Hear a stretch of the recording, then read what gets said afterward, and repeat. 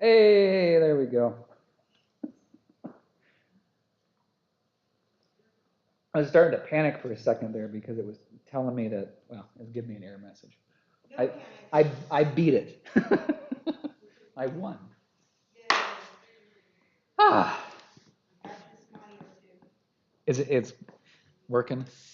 This is a fantastic speaker. I bought that like 4 years ago, and I don't know if you guys remember this. We did a live video chat with Jenny and Colin, who were in Israel at the time. Yeah, yeah. They're Minnesota. They're back in the Twin Cities. Jenny is now exactly. Jenny is now the campus pastor for Luther Seminary, and then Colin is serving a church in Northeast Minneapolis. So, yeah, they're doing great. I flew back there in December for Colin's 40th birthday, and Josephine is, here, and Amos is here. I hadn't seen them, well, obviously since pre-pandemic. So. Smart, wonderful, smart kids. So that was great. Emmy? Poor Emmy. I don't know that she's going to be a super tall person. She got the short genes. Yeah. She's in, the lower percentile for height. 6. She turned 7 at the end of April. So. They never grow up. Nicole and Cassie both. I know, they're both short. They're not even 5 foot. And we kept saying, I don't want to say Travis is. Boy, he shot up. He's the tallest one in the family. Yeah, Travis. Sure did. Yeah. My dad always used to say, you got a great career as a jockey. My dad used to see my California boys are probably another foot taller than me. Yeah. My dad used to say when some of the grandkids, if you beat your shoes, well, you decide you're going to be a snake or a man. Yeah, that's great. That's great. So did you guys how did the conversation with Stephanie go last week? Did you have a good time? Yeah. Very, very good. What did you end up talking about? Did she talk about the Jolly Jamboree stuff? Or? Yeah. Good. Yeah. And the closet some. The closet. Nice. And it was good. Yeah. Great. She did a good job. She was, not entirely shocked, but she was super nervous at the time. Well, if you don't do public speaking stuff. I can't believe all her experiences. So. Oh my gosh, that woman has, lived a life as they. Yes, she sure does. Yeah. And then I don't know if you knew last Sunday there was a lady that came to church. And you heard about that. Yes. And so, they were kind of trying to connect her together with her. You guys chatted about that for a little bit. Yeah, we did. Yeah, that's one of the. And it's funny. It's probably because of COVID, but we haven't really had anybody stop by the church in a long time. But then this woman showed up, and then a guy came in Wednesday evening, looking for some clothes and stuff. Which it's great to be able to say, yeah, absolutely, we got clothes. Well, now that lady last Sunday, she could have been helped through it. We have fun for. And she got hooked up with that. Yeah. We gave I know. her money after the service. Yeah, which thank you. Ideally, everybody would go through the emergency relief program. I'm never gonna poo-poo anybody showing up and ask, but it's not really the venue for that. If we've got a pathway for it and we can help you with that, let's go through that pathway instead of feeling like you need to make a public appeal, on Sunday. And people need to know that. Yeah. I know, like one Sunday, Connie Chapel was ushering, and she's in the back, and somebody came in and had a sob story, so she just gave him $40 out the pocket. And I said, Connie, you could have referred her to the pastor, and then you could have gone through a fund, so it's legit. Well, and actually going forward, what we're going to do is Stephanie will actually be the point of contact for the emergency relief team, because she's the one that's got intimate contact with folks who might need rental assistance, utility assistance. It doesn't make sense for it to go through me to go through the team. The process is the same either way. So one of the things that I found very interesting when she was telling us is that they have what was it called, Jill? That data sheet of, like, I think someone had set it up where they're all the people are in it, so you know they just don't go from one place to another. Yep. They've got a whole. Well, big Yeah. spreadsheet. Yep. Everyone's served in different areas. Yep. Ask for help. Yeah. All the different- Yeah. Yeah, and it's super helpful. And this frankly is one of the great benefits of working with the, well, you know, we mentioned Love One. So working with folks like Love One is that they are uber organized, which makes Is this Love One? Love One Laundry. Yeah. So it started out as Love One Laundry. So it's LOVEONE, Love One. So that's, yes, at some point, you know, I meant, or this was when I was here, you know, at some point I want to have Brandy Johnson come in and talk here too, because she's the one that runs Love One. She's great. She's fantastic. But this is the benefit of working with these nonprofits who, you know, have got their act together, is that we don't have to recreate the wheel, right? We can plug in doing what we're doing, and they're helping keep track of the people that we're serving, and, you know, and have the relationships to be able to say, oh, you know, this person, I know where they're at, I know what their need is, you know, that kind of thing. Which 6-7 years ago, that was, you know, one of the tough things that we ran into. This is way back before we even created the emergency relief team. I don't know if anybody remembers back that far, but you know, we had what we were spending a lot of our emergency monies on were like hotel rooms and gas vouchers. Which the thing that always, you know, I had a hard time with is that, well, it was two things. One was that it got abused over and over again, and I hated the way that made me feel. Not so much about being taken advantage of, but then every time I approached every conversation with so much skepticism, you know. I didn't like that transactional relationship. But the other one is that getting somebody a hotel room if they've got a job interview and need a shower and a clean change of clothes, that's a good service. Yes. Just putting somebody in a hotel room for a night is it's codependency, right? I would rather spend those dollars helping them to get into a place where they can stay in a shelter or stay in housing, as opposed to just, I mean, not that it's a bad thing to get somebody off the streets for a night, but you know, if we're spending the congregation's money wisely, I'd rather have it go towards the long-term stuff. And I always hated it, because I get a phone call and then, you know, somebody feels like they need to make the pitch, you know, tell you a story, and you're skeptical as to whether or not it's true or not. I hated that feeling. So being able to, you know, because our partners are more than Love One. Our partners are Rao Community, right? Rao Middle School, who almost, I would say 90% of our emergency relief referrals come through the school district now. So out of the monies that we spend, almost 100% of them are families in our school district. And I know with absolute, you then therefore know with absolute certainty who you're helping, and that it's a legitimate need, right? This is a family, we know their needs. When Harry or Stephanie Dryman, who's one of the other counselors there, when they come to me and say, hey, we've got this need, they've been working with this family for months. They know them, they know their needs, they know the challenges that are there. It's so easy then to say, absolutely, we'll pay their phone bill, right? And then the other one that I think I mentioned before is the Wichita Center. So Katie Ray at the Wichita Center. That's the other referral. And they're great about it too, right? They have a network of people who can assist as well too. We aren't the only church, we aren't the only organization that does like rental and utility assistance. Generally, when we get approached, for better or worse, it's because they know that we're willing to pay larger bills. A lot of folks will say, we'll pay $100 or $200. We just covered a power bill that was like $540, you know, which, you know, is a lot of money. However, but that keeps them. Exactly. If we can reset their power balance back to zero, right? And again, you know, every time I get a request that is forwarded to me, it comes with, you know, like this was a referral from Katie Ray saying, I know this family, they're above water, right? You know, she's got a job, she's working, she's doing really well. This is the one bill they haven't been able to keep up to date on, right? If we can reset that to zero, makes makes everything a lot smoother going forward. So I'm like, yes, absolutely will cover a $600 power bill.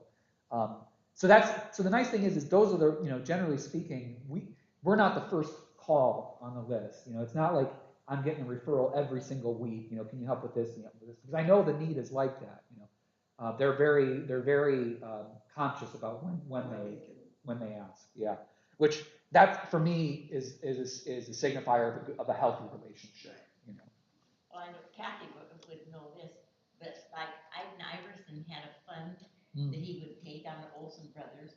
If somebody came here and they needed gas to get home or get there or something, they could go to they didn't have the church to give them the money. They could go down to Olsen Brothers and then charge it to Iden. We still do that well, it's not Iden paying for it anymore. No. But I still, so that relationship has continued. I will still send people. That's nice. I don't get many requests anymore, but every once in a while somebody, like for example, this was pre-pandemic, but we had somebody who was moving from Eugene to Seattle, or Seattle to Eugene, I think it was, and they got to Portland and ran out of gas and ran out of money, and it was like, yeah, absolutely, we'll fill up your tank so you can get the rest of the way. I'm hoping that they had a job and something and housing waiting for them when they got to Eugene, but at least we got them to wherever their destination was at. So. I was just going to say there's an organization called Love One Inc. And then there's also Love One Laundry, the brandy thing. Love Inc. Love Inc. Yeah. That's different. Yeah. I was just going to say that, so they have like some similarities, and certainly the names are similar, but they're actually They're two different organizations. It's confusing. Love Inc. is housed down in Oregon City, and Joan, I can't remember Joan's last name, just retired. So they're under new leadership now. I haven't met the new folks there. And from my understanding, he is doing wonderful things. The new director, I'll have to set up. Well, isn't our Yes. pantry is part of that? And speaking of, I talked to Gretchen yesterday, and she's gonna start the non-food pantry up again. So every first and third Thursday that'll be running. Well, anyways, that's an interesting thing to have a conversation about too, is because that's something that in the past has been through Love Inc., where what happens is people get a hold of Love Inc., they say, I have these needs, and Love Inc. says, well, we have this non-food pantry, so if you need these things, we'll send you over there and make an appointment. So they've been our intake. One of the ideas that we've talked about, and it would probably be an expansion of the service, is that we have been providing those same goods, not through the pantry, but through the clothing closet. So Stephanie has first aid kits, which some of you have helped put together, which include hygiene items as well too. Some of them do. So, and frankly, especially for feminine hygiene products, those are the things that actually make a huge difference, right? Because especially when you've got, for example, a mom of 3 daughters, right? Oh my gosh, I don't know how you do it. Our friends. Is Betsy Packer still involved? I don't know if Betsy is or not. She's not? Okay. Both Betsy and Joan. And I think this is I think everybody knows this. I don't think it's a secret, I should say. Betsy has developed some dementia. Okay. It's moving faster than we all thought it would. I very seldom see her at Willamette View, and I used to see her constantly. And I think she's pretty much sticking. She's not moved into the memory care. I don't know how she and Raleigh do it because he's legally blind. Oh, geez Louise. Yeah, I'm sure they have some help coming in. Yeah. But right now they're able to stay in their apartment, but she's not able to. That's too bad. Oh, it's just I horrible. have to just tell you what she and her husband did. He was a pharmacist here in Milwaukie. Yeah. And on the night before Easter, everything that was left over candy-wise in their store came down here to the church. We had the best Easter egg anybody in the world could have. Because they donated all bunch of those stuff. expensive, everything they donated. Are we having 2 services on these? No, just one. We're gonna have a packed house. Yep. Based on Christmas Eve attendance, I imagine it'll be similar. Yeah, around 200, I think. Yeah. Which is great. I'm actually, we had, I don't know, close to 70 this morning. It was nice. which the- I'm hopeful that we'll be able to split into 2 services again. 56. Round up to 70. Well, I didn't It count feels- you. I didn't count you. 57. There we go. It feels full.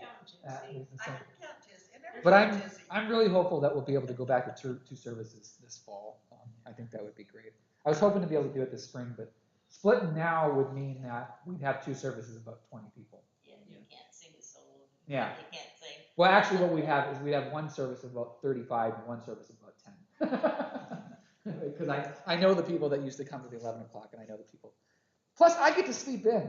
It's great. Yes. I have to wake up at 7 for an 8:30 service. I get to sleep in until 7:30 now. Wonderful. Yeah. Today I want to round out today by just telling you a little bit about the stuff that I learned in Ireland, because it's super cool. But I do want to have kind of a closing conversation about all the stuff that we've talked about over these previous 4 weeks. And just next week there won't be any adult ed. It's Palm Sunday, beginning of Holy Week. We will pick up adult education the week after Easter, and well, we can have this conversation right now. So I've got a bunch of ideas floating around, and I would appreciate some input as to which direction to go. So one thing we had talked about doing is coming back to the Native Peoples conversation again. I'm not going to do that right after Easter, because the specific conversation I want to have there is I had talked about talking about people outside of, in the Pacific Northwest, but outside of Oregon, right? Because we focused almost entirely on Grand Ronde and the Willamette Valley folks. I did 5 years ago, when I ran my own marathon, I went up to the Royal BC Museum of whatever on the island. No, the other one, Victoria. And they have an amazing First Peoples exhibit up there. And I would love at some point to talk about the Haida and all the folks that were up and down the BC coast, especially because the Haida came into the news recently. What was, I can't remember the specific article. And then I would also like to talk about the folks around the Puget Sound as well, too, and eastern Idaho, Oregon. I'd like to talk about the Nez Perce and, Nez Perce, and folks. So that's on my list. I expect that will actually probably be a fall conversation. So the ideas that I'm floating around right now is I'm tempted to go back and do some Bible stuff. It's been a long time since we've actually done Bible study. My 2 ideas there are, we haven't done the Gospels in a super long time. I would love to go back and either pick one or do a seminar of the 4. I think when we did it before, I did a seminar of the 4. So perhaps we would pick one of the Gospels and walk through the narrative, but then also kind of really dig deep into the context of that Gospel, because the stuff that we haven't really explored in depth there, which would be amazing to talk about, is like, we know with pretty great confidence now about when each of the Gospels was formed, right, written. And more as we learn about this stuff, it's really exciting to think about the contemporary events that influenced the writing of that Gospel. For example, right, we're in the Gospel of John right now, and I've talked before about John being unique. John is the odd man out, right? Not one of the synoptics. But more than that, what's significant about John is that John is written in the context of Christianity becoming its own thing, right? So if you backtrack Luke or Matthew, Luke, Mark, right? All of those are written in the context of Christianity as an aspect of Judaism, right? So Christianity isn't even really a thing yet. It's people who identify as Jewish but see Jesus as Messiah. When John is written, that has been left in the rearview mirror, which really influences the imagery and the authorship of the Gospel of John. So that's just one example. So we could do a Gospel. Maybe we do John. But each of them has their unique stuff. Like, for example, you go the opposite end of the spectrum. If we're talking about the Gospel of Mark, Mark is the earliest narrative, right? It's not the first, because Mark, Matthew, and Luke, the synoptics, most scholars agree, is derived from a source material that they refer to as the Q source. We don't have any copies of it. They do not exist. The earliest fragments that we have of any of the Gospels, in fact, date to the 2nd century. We don't have anything that comes straight from 1st century AD. So what that means is that we, based on things, know that Mark was written sometime around 60 or 70 Common Era, but we don't actually have any papyri that date from 60 or 70. What we have are copies of Mark that come from 2nd century. And the reason that is because writing materials were expensive, and it was 2,000 years ago. and this, again, influences the synoptics in a really cool way. For that 1st century of Christianity, it was underground, right? You are not getting copies of these Gospels published and distributed widely, because if you did, you were going to get arrested and then experience consequences of that. Now, that varied depending on which decade of the 1st century you're talking about, because it wasn't persecution all the way through the 1st century. It waxed and waned depending on who was emperor at the time. And there were periods of the 1st century where it was less bad to be a Christian than not. But so it was all word of mouth? Ish. The hard thing for me to wrap my mind around, it's a pre-technology society, right? So one of the mistakes that I always make is thinking that that information wasn't distributed, right? When in reality it was just distributed differently, because people communicated. Communication happened over greater spans of distance than we can even imagine in our internet empowered world. So here's an interesting. I'll bring in Ireland, for example. So one of the fascinating things is that these archaeological sites that I visited in Ireland, they were able to prove is that Iron Age, moving from the Iron Age or Bronze Age into the Iron Age, the people that existed in Ireland and the British Isles actually was a culture that spanned all the way across Western Europe.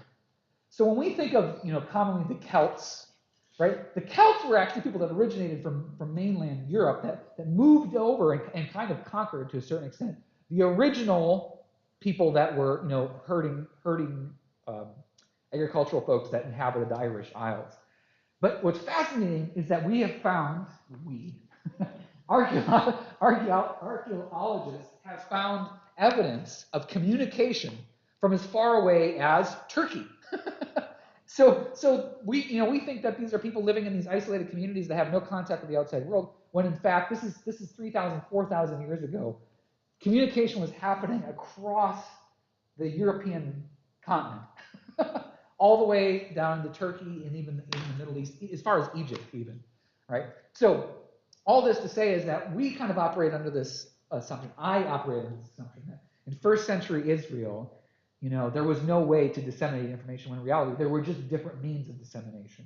People traveled, and so what would happen, and you can see this evidence in the epistles, is that if somebody is, for example, making a trip from Corinth to Ephesus, right, you would send a crap ton of letters with them, right, which then when they get to the church in Ephesus, they knew that, oh, here's a letter from so-and-so to this person, right? So that was how stuff was disseminated. So you can then kind of imagine how are the early versions of the Gospels disseminated?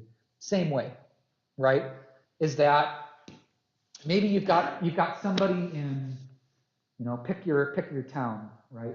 Bethlehem, right? That has made 5 copies of what at that time was the Gospel of Mark, and they know that there's a new church that's started in Philippi, and they need a copy of the gospel, because again, a copy of the gospel copy of anything in those days is rare and expensive.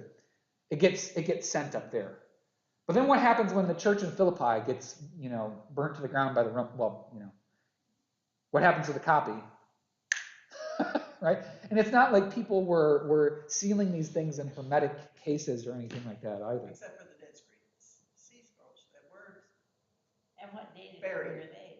The Dead Sea Scrolls, first century.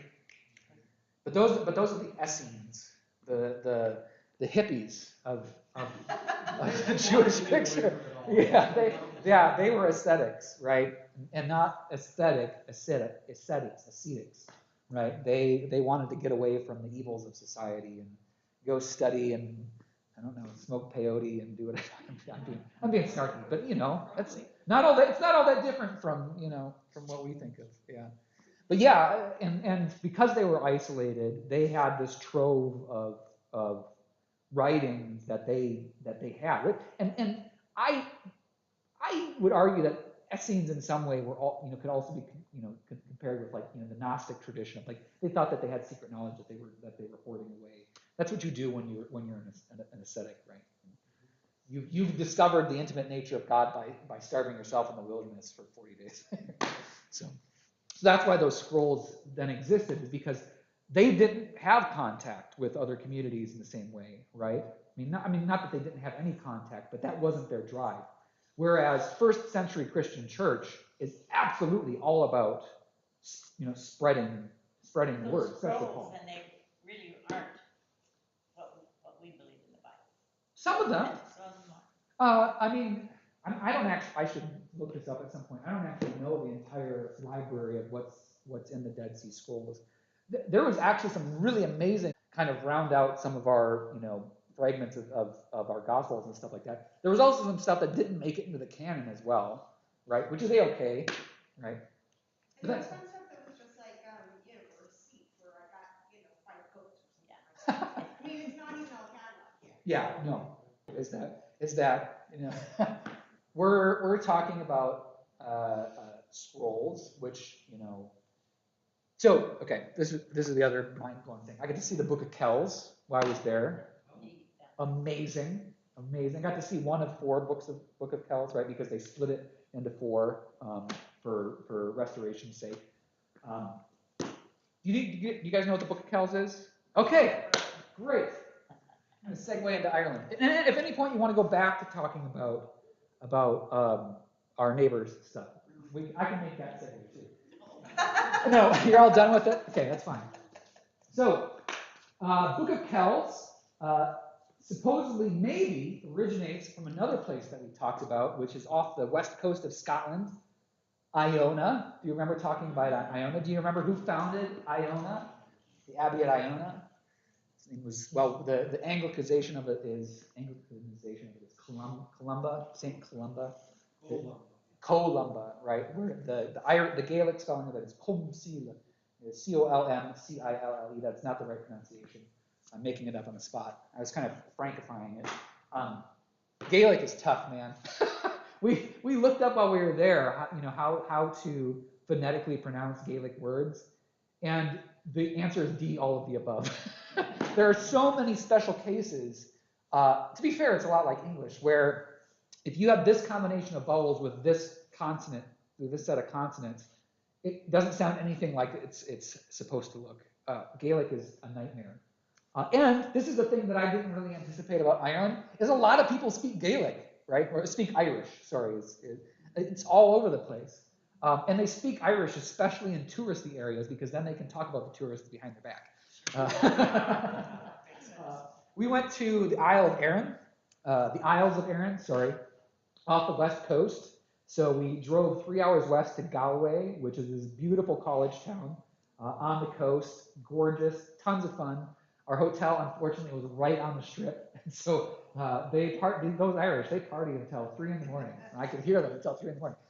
We took a ferry, 40 minutes we took a bus 40 minutes, and then a ferry 40 minutes to the largest isle, which is Inishmore. There's 3 of them. I don't remember the names of the other 2. Beautiful, beautiful, arid islands that have archaeological sites dating back 4,000, 5,000 years ago as well, too. Just amazing, amazing stuff. Why was I talking about the Isle of Arran? Sheep, Book of Kells. Words that don't make sense. I don't know. Anyways, let's go back to the squirrel. Let's go back to the Book of Kells. Go. Yeah, go. You just a few minutes ago, you made me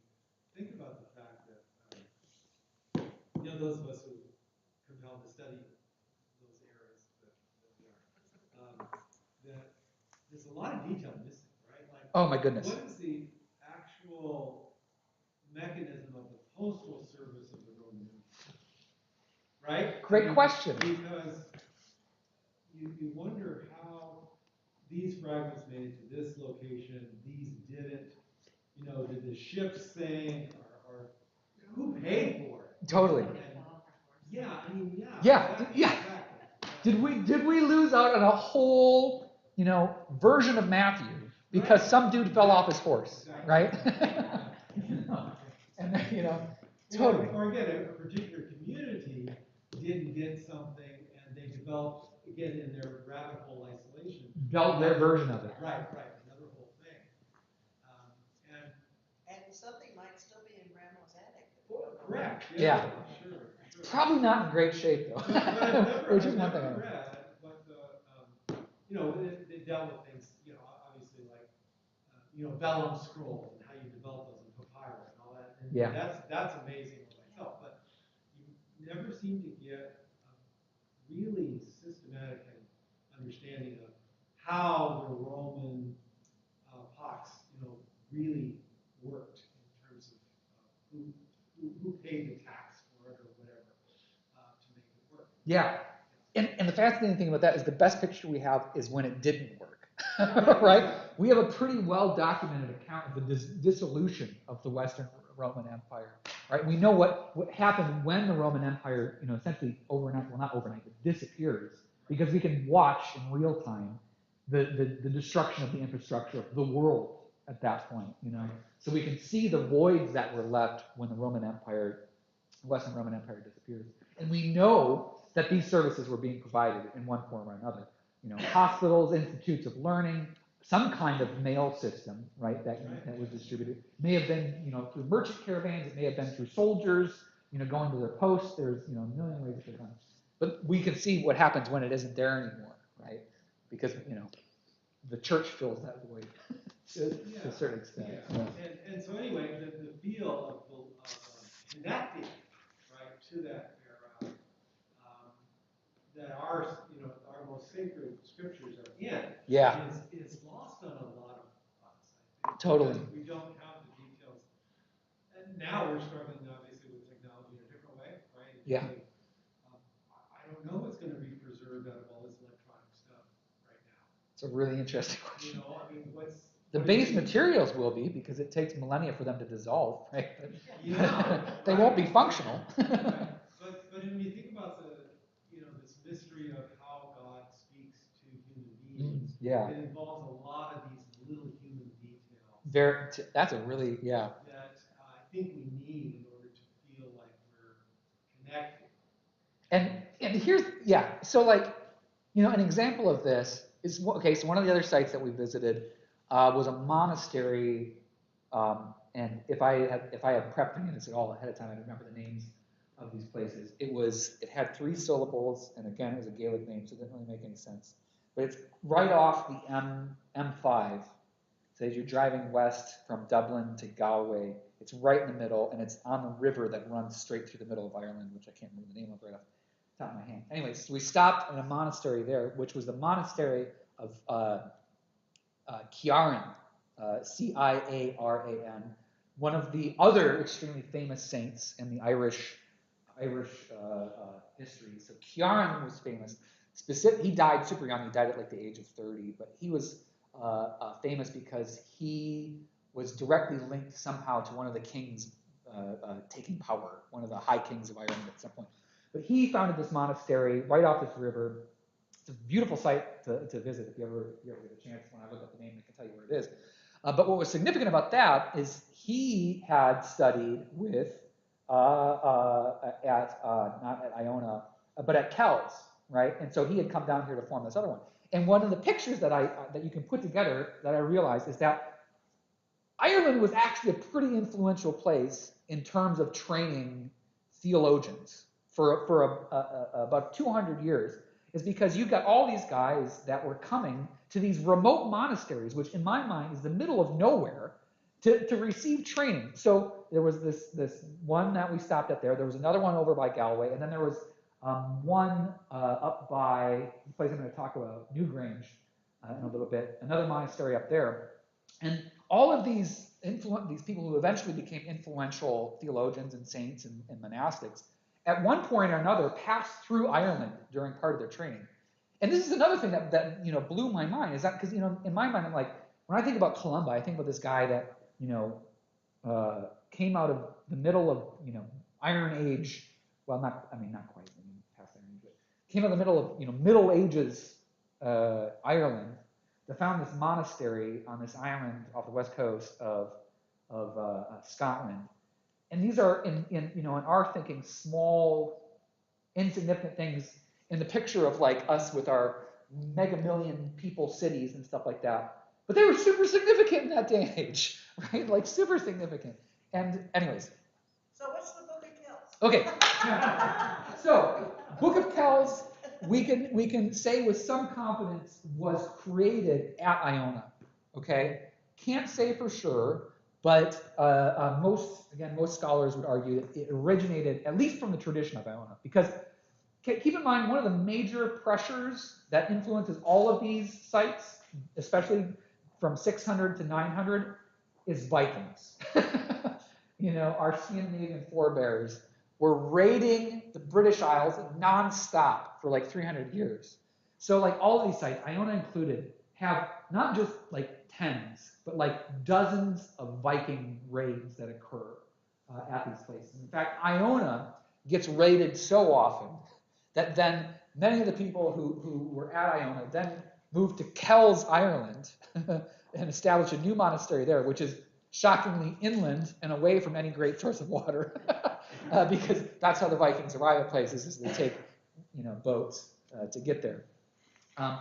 So the Book of Kells probably originated at Iona, and what it is one of the most beautiful collections of the Gospels ever created. Okay, so it's just the four Gospels with a couple of other pieces attached to it, but it's created in this monastic tradition of scribe work, right, which is a combination of writing and artwork, right? So you can probably picture what I'm talking about. At some point, I'll throw it up on a projector and stuff like that because it's worth looking at. Google it when you get home.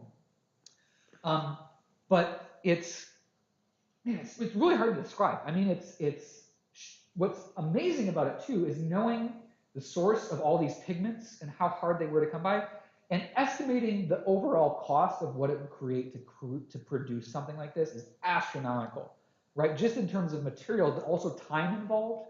Because you got to keep in mind that you've got maybe as many as 5 or 10 scribes that are working non-stop on this. And one of the things that I learned during my trip to view the Book of Kells, which is at Trinity College in Dublin, is where it's housed right now, which you have to pay 18 euros to see the Book of Kells. It's exorbitant. It was worth it. It was worth it. I know. I thought it was gonna be like 5. I was like, what is this? Right? Oh, this is a book. I can go to the library and get one of those. So it takes many, many scribes to do this work, and often what they would do is they would pair a scribe who's responsible for doing the script and a scribe who's responsible for doing the elaboration. The illumination of the script. That's the word I was looking for. Thank you. Absolutely gorgeous. But what's significant about it is that it survived intact, right? Which is significant because we know there were many other, well, not versions of this, but many other illuminated scripts that we have very small fragments of. This one survived intact for 1,400 years. Absolutely mind-blowing, right? And you can view it pretty much in its entirety at Trinity College in Dublin for the low price of 18 euros. Actually, you can only view a quarter of it because they only display one book at a time, right? One of the 4 Gospels. What was I saying about that? Okay, but the significance of this, one of the other cool things is that, okay, if you're scribing, right, you're using a feather quill on vellum, right, you don't have whiteout. Nor do you have autocorrect or spell check or any of these other things that we take for granted. So one of the cool things is what would happen is when they make a mistake, and keep in mind the spacing that they did, it was double spacing essentially. But what they would do is when they made a mistake, they would put these 3 little dots to indicate, I screwed this word up. And then the scribe whose job was illuminating the text would then come in and scrape that word off and put a little painting or a little drawing there over top of the word. Super cool. The spots, and the reason they would do that is because vellum, despite being able to scrape it, you can never really erase entirely the thing that's underneath it. We can see examples where they didn't put a painting over top of it, because there'd be 3 little dots, and you can kind of see the outline of a word that another word has been written over it, It's the cool human things that you don't really think about, It's just super neat. So how many mistakes? I don't know. That's a really good question. I don't know. Well, if you look at Codex Sinaiticus and all those Yeah. kind of stuff, there's lots of mistakes. There's lots of mistakes. There's lots of lacuna, lots of holes in them. Yeah, that's the other piece too. Is vellum is also animal skin, Yeah, it's and they were not perfect. A lot of the sheets are not perfect. You will find little holes that were present when they stretched the skin and scraped it and did all that stuff, which is a disgusting process, by the way, because one of the ways that they use the caustic nature of human feces to, in fact, remove a lot of the layers of the skin, which eventually becomes bone. It's disgusting. Does it smell? I don't know. I didn't get a chance to smell the book. It was hermetically sealed. I did, however, also get a chance while visiting the Book of Kells to view the library at Trinity College in Dublin, which you've probably seen a picture of it before because it often pops up. It's this one long room with shelves going up to the ceiling. It's just gorgeous, and it smells like books in there. That from now for the rest of my life, that will be the odor that I identify with libraries. It's the smell of a bunch of many hundreds-year-old books that are in this room. And you wonder who's reading those. Scholars. That's all. You can't touch them. You are not allowed to touch these books, and in fact, there's a very rigorous process that you have to go through to be able to handle these books. Okay. One thing I wanted to talk about before we close today is the site at Newgrange. Has anybody heard of this before? Newgrange. I had not heard of it. I'd heard of the Hill of Tara, which has the giant phallic stone that's there. The Hill of Tara is where all the kings of Ireland were crowned, right? And there's a giant stone it's a big pillar that you can go touch. It's the stone of destiny or whatever, supposedly that's where all the kings. So I'm bad with names. The first High King of Ireland, supposedly his chariot brushed against this stone and left a mark, and that's what somehow that made him High King of Ireland or something like this. And then from there on forward, even up into the modern era, this is where leaders would go to be. So you have to hit him with your Audi? Right, your 4-wheeler. Yeah. So the Hill of Tara is super cool. It's literally a hill, and there's fortifications that are built up on it. Newgrange, and by the way, the general time span on that is like Middle Ages. Okay, Hill of Tara. A little bit. It actually goes back into, I think it was 4th century Are you saying BC. Hill of Tara? Tara, T-A-R-A. So in Ireland, where are we talking about? Middle. So Hill of Tara and Newgrange are both about 40 minutes from Dublin. Northwest of Dublin. Okay. Newgrange is a UNESCO site. Okay. Yes. And it is currently three. They recently discovered a whole other site that they'll eventually excavate. When this is shocking. So of course, what happens over 5,000 years? Because this by the way predates the Egyptian Empire. Okay, these sites. What happens over 5,000 years is sites which used to be holy sites become farmland. So Newgrange has these beautiful things which I'll talk about in a moment, which is mixed in between land that is currently farmed. Okay, this is one of the great things about Ireland: farmland and sheep everywhere, right? And they let sheep wander over what are now archaeological sites because they don't want to fight the farmers. It doesn't really affect anything. About 4 years ago, there was a drought in Ireland, and what happened was the water table dropped so low that as they were doing the flyover of the site, and they show you pictures of it, you can literally see the outline of another hill fort, potentially burial site, that is nothing but brown spots in the clover or whatever that they're showing there. And this is the first time they've ever seen it, right? And would have never thought to go look there until they were doing a flyover and they saw these brown marks that from the sky create this perfect circle, which you wouldn't be able to see on the ground, right? You would need to fly over it. Now they ran over it. Now they flew over it with LiDAR and were able to, get a sense of the topography. Okay. So currently there are 3 quote-unquote burial mounds at Newgrange, okay? One is Newgrange, and the other both have similar names, like Doltha or something like that. Okay.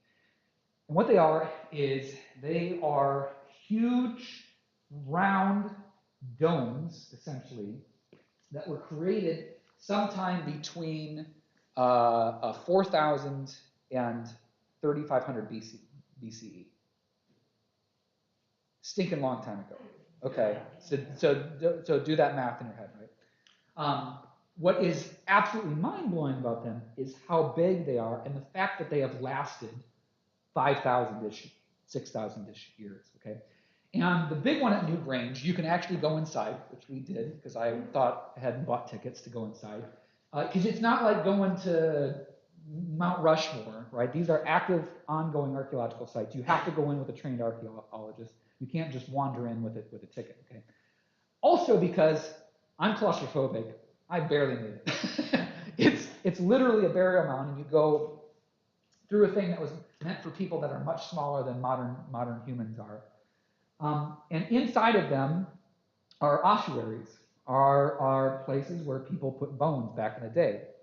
One of the ongoing questions that they have is like, why? Right? Who was intended to be buried here, right? And of course, as with all big burial places, probably important people. But what's interesting is that not at Newgrange, but the other 2 sites, whose names I can't remember right now, which are they're both about a kilometer away. There are satellite burial mounds that go all around them that all face the central burial mound, okay? And so there's also a theory that these 2 other ones especially were actually meant as common burial sites, but the version of burial that people did in those days, there was some cremation. In fact, most folks are cremated. The special people didn't get cremated, okay?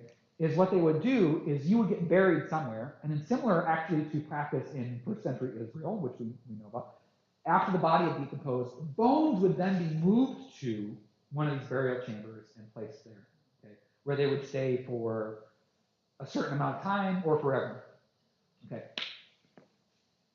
Both of those 2 are amazing. Newgrange is spectacular for this specific, well, okay, the Delta, something like that, is aligned to the equinoxes, right? So the sun during the, what's the vernal equinox? And spring equinox, sun will shine through one end during basically a week of the spring equinox, and through the other end during the autumnal equinox. Okay. Super cool. Sun shines. If it shines that week, if it's not cloudy. Newgrange is aligned perfectly for the winter solstice. Okay, so the entrance to the tomb, it goes back about 15 meters is the total thing. I can't remember the total width of the thing. It's humongous. But the burial chamber goes back, I think it's 15 meters. There is what they call a head box or something like this that stands above the lintel, above the portal stone that goes in. There's a little gap above that. And for 3 days, 5 days, 3 days, from 3 days, 5 days, December, whenever, 5 days spanning the winter solstice. At sunrise, the sun will shine through this little portal all the way to the back of this burial chamber and highlight a specific stone. Yeah. So just think about this for a second. 5,000 years ago, human beings managed to make this monstrous stone construction with no cranes or, with these gigantic stones, right, it has stood for 5,000 years, and they made it in such a way that for, basically 5 days out of the year, the sun shines on a specific spot in the back of this thing. And it took 100 years to build this thing, by the way. So somebody had the vision to be able to do this. Absolutely amazing. And you can be one of 20 lucky people that get to see this. So they actually have a lottery where they let 10 people in each day of the week to try and see the sun shining on it. You get to bring a partner, by the way, if you win the lottery. So there's a total of 20 people in there, which 15 felt like a lot. 20 would be pretty cramped for me. So if you win, you get to go see it, if it's not cloudy, right? Which in Ireland is 30-70. You know, bad chances. Okay, here was the thing that was really interesting, because the archaeological guy was talking about this. So the internals of it are shaped like a cross, believe it or not. It's shaped almost exactly like a modern cathedral. Now keep in mind, and I'm not in any way, shape, or form, what's that? 5,000 or 6,000 years. 5 or 6,000 years. I'm not in any way, shape, or form making the argument that this is linked at all to Jesus. No. But it's just, okay, just think of it. It's in the shape of a cross. It's almost, you know, an identical copy of what a modern cathedral looks like, right? So you guys have been in cathedrals, right? You've got the sconces or whatever go off the sides, right? Also, the easternmost one has a baptismal font. Not even joking. Not even joking. There is a stone basin that sits over there, which held water at some point. No, this all dates to original construction. Yeah. But could it have been something other than baptism? They have no idea. And this is the tough thing, is that, you know, is there like, who used it? Why was it used? What was its purpose? Right? So why did people take the remains of their ancestors, or remains of their king maybe, put them into this place, and leave them there so that once a year the sun would shine on them?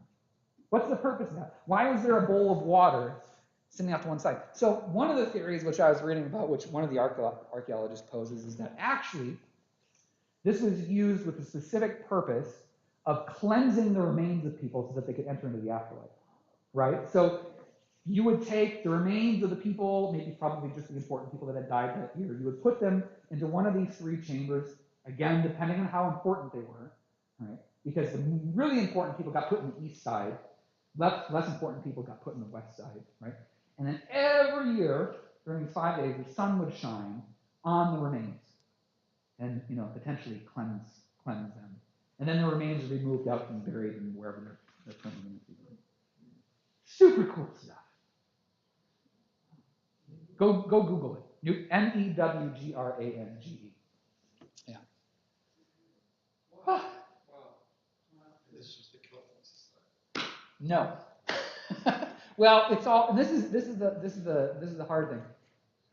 And I was ignorant to this going in. Is that you have specific societies that rise and fall over the course of not just the history of Ireland, but Western Europe and the Isles in general. The society that built this one, and I should remember the name because I think it was French in origin, existed between, I think it was 5,000 BCE and like 2,500 or something like this.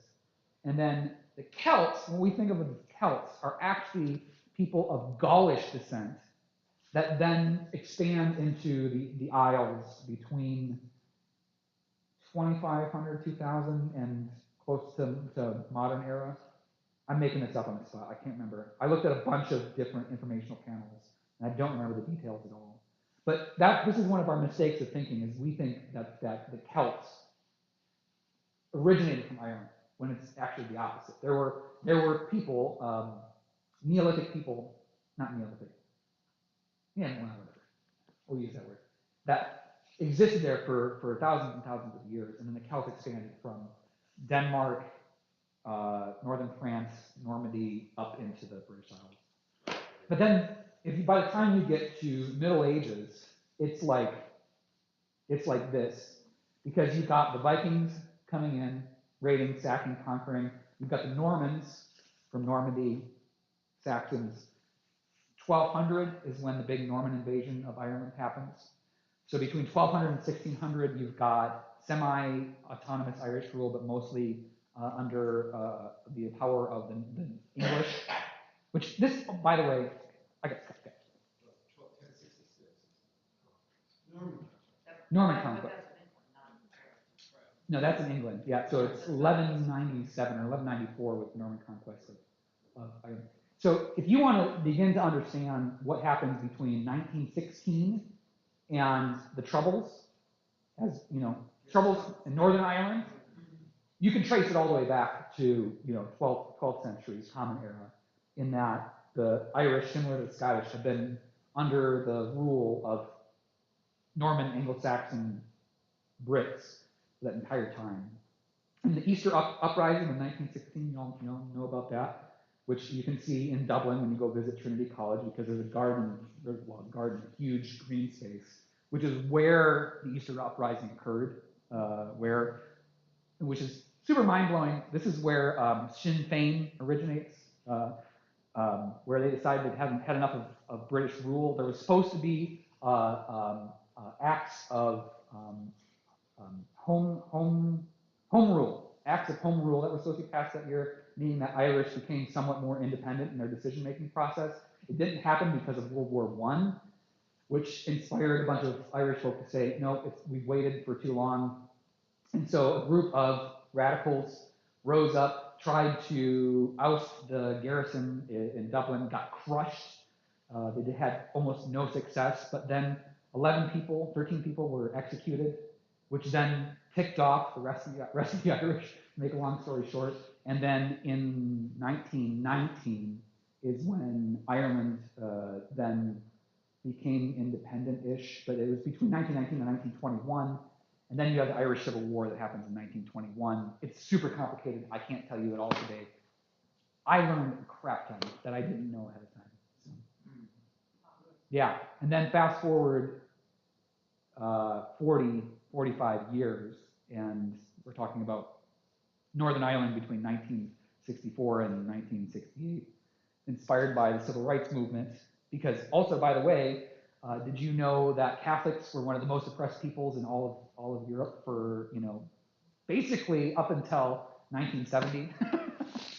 Meaning that if a Catholic and a Protestant married, the Catholic had to, if a Protestant man married a Catholic woman, she had to join the Protestant church. She couldn't remain Catholic. Yeah, crazy stuff. All right. Thanks, folks.